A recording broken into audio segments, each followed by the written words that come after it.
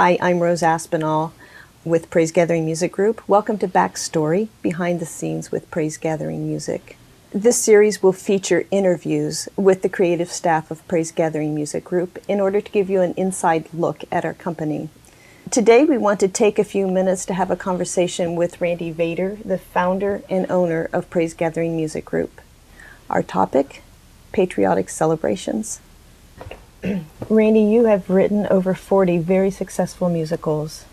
They range from Easter to Christmas, several non-seasonal works, and I believe we're up to 7 patriotic works. 7, yeah. Your patriotic works are known for their depth, great music, very insightful narrations that so many people respond to. What led you to first develop a patriotic work? You know, I've been asked that several times. In fact, before I answer that, though, welcome to all our friends, and thank you, Rose, for hosting this. Rose would be the other half of this part of the creative team, and then we'll have Jody Howell and Jay Rouse with us pretty soon for one of these. So thank you for doing that. The patriotic, I had thought about it for a while, but as far back as 1995. I had my first meeting with some writers out in California to just discuss what I would do if I did a patriotic work. Well, their answer was they were really trying to lead me to do a pageant, kind of a more of an entertainment kind of thing. And I told them I wasn't comfortable with that. That really wasn't what I was trying to do. I didn't want to get too heavy, but I wanted it to be substantive, not just an entertaining thing. And I had told them, I think what's going on in the country should be reflected, not only that God has blessed us, but we need God. You know, we need his intervention. And just, if that's true, then there are some things that we need to fix so we can do better. And so I excused myself and I went upstairs from that meeting, and I went to our room, and Carol was watching the television, just mesmerized by it because it was the morning of the Oklahoma City bombing. And I told her about my meeting and said, you know, this, I didn't imagine anything quite this bad.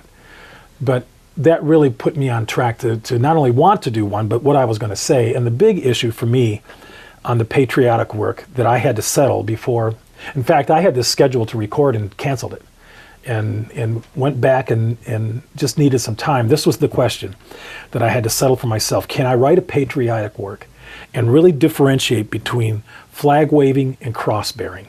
They can coexist, but they are two different things. You know, flag waving is what of course we want to be flag wavers. We have a lot to celebrate here. But cross bearing, walking the way of the cross, that's a whole nother issue. And I don't like those to be confused with each other. But what finally settled it for me is I can have some control over that by the way that we write. And do we have a right to celebrate, or should we? I think Christians have more knowledge of how to celebrate than anybody else. We have eternal life ahead of us. So we know how to do that, and it's important that we be good citizens, be good patriots, and celebrate that. At the same time, saying, remember too that we're sojourners here. You know, that we're going the way of the cross, and the way of the cross, it's never been about convenience. It has always been about sacrifice. So 6 years after that, we did our first one, and it was very successful. Just really. As you remember, you know, we had so many good comments, and we did the second one. By the time I started on the third one, we were just about to go in to record the third one, and it was 9/11. The 6 years later, there we were, and 9/11 changed everything. You know, I think that there are seminal moments in people's lives individually and in the lives of a nation. And 9/11 certainly is one of those events that people always remember. Oh, yeah. Just where they were when that happened. What was your experience? Yeah, I had a pretty interesting experience. On the night before, on the 10th, we were in Tampa recording God For Us with Integrity Music. Wow, yeah. And so our whole family was down there, and we went back to Sarasota, where we were staying. And the next day, the 10th, we decided that we would go to the airport a little bit early because, if you remember, President Bush was in Sarasota for the week. So we wanted to get to the airport and see Air Force One, and I was kind of wondering, would we be able to see it? Will, be there? Air Force One loomed over the top of the airport. It was huge. And so we walked right up to a fence, maybe 50 yards from the plane, took out our luggage and started taking pictures, and there was a guard that came by and everything was fine, and in fact, months later, I was at a place where there was a Secret Service agent, former one, and I was telling this story, and he said, never again in your lifetime. Nobody will ever get that close to that plane again. The evening of the 10th, we flew home, got home about 1 o'clock in the morning, and I got to my house. I live 60 miles from the airport, and I had the wrong luggage. And so I had to go back. I called them, and I went back to the airport the next morning. So it's 9 o'clock on 9/11, and I'm in the airport in Indianapolis, and I see people running around. They were putting covers over the top of the parking meters. There was just a lot of activity, and I just exchanged the luggage and got in my car to come back to Gaither Studios, and my wife called me, said, you need to turn your radio on. And that's when I first heard about that. And of course, it's hard to imagine the unthinkable. There's just nothing to prepare yourself for that. But the interesting thing of that day was I was heading up to Gaither's quick because we were getting ready to record Songs of Peace in Times of Crisis. That's what we recorded that day. And I walked in the studio just as the second tower fell, and we just all stood around and held hands and prayed, and went back in that studio and sang Songs of Peace in Times of Crisis. That was my experience. Wow. How appropriate was that? No coincidences with God. No.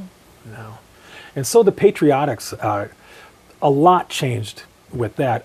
Even though I didn't really try to overemphasize that in the work. What I wanted to do is to again bring hope. What we have is hope, but so much changed. I mean, we've flown to workshops and things.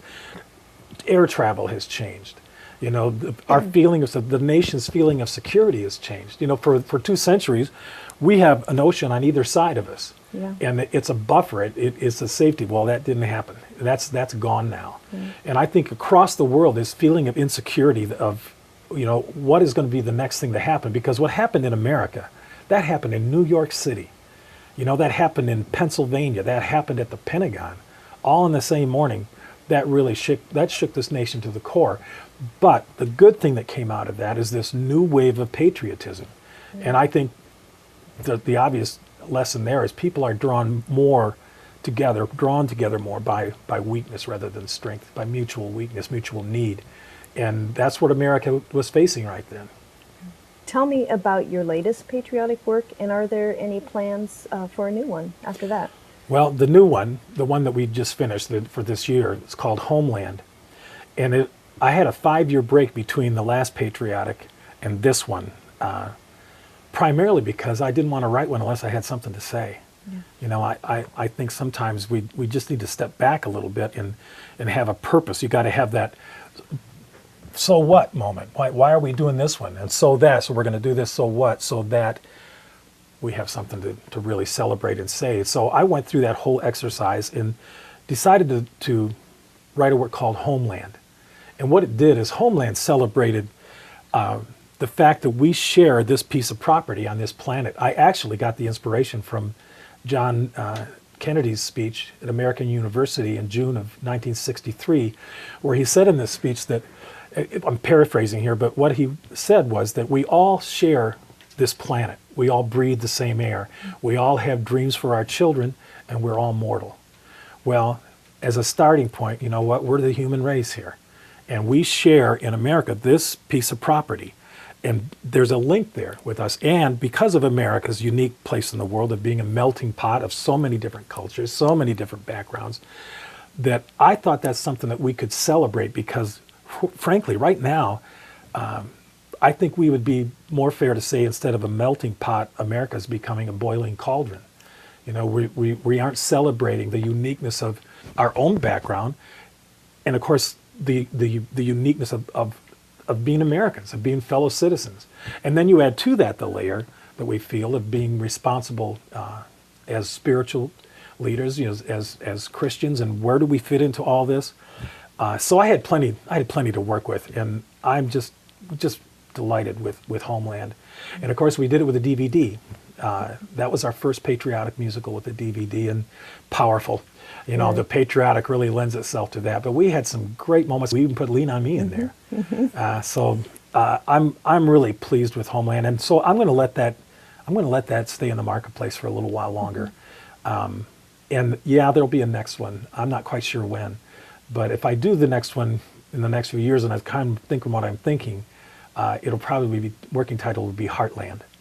You know, now that we've discussed the property and everything, let's talk about the heart of America. What is unique about this country? And I think in the annals of history, America has a real interesting story to tell, you know, about the heart of this nation.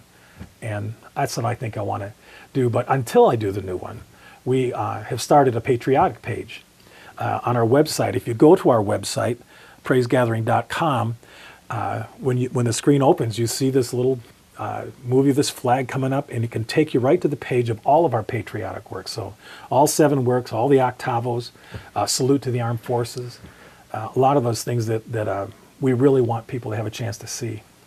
Thank you, Randy, for your time and for sharing your stories with us. Thank you for joining us. We look forward to having you again on Backstory. Next time, we will have Jay Rouse and Jody Hall with us to talk about our new missions musical. That we are very excited about. It's new territory for us, Rose. We've never done a missions musical. And so we're going to have the 4 of us in here, and we'll have a good chat about that and look forward to it. So thank you again, too, everybody, for joining us, and thank you, Rose, for hosting us today.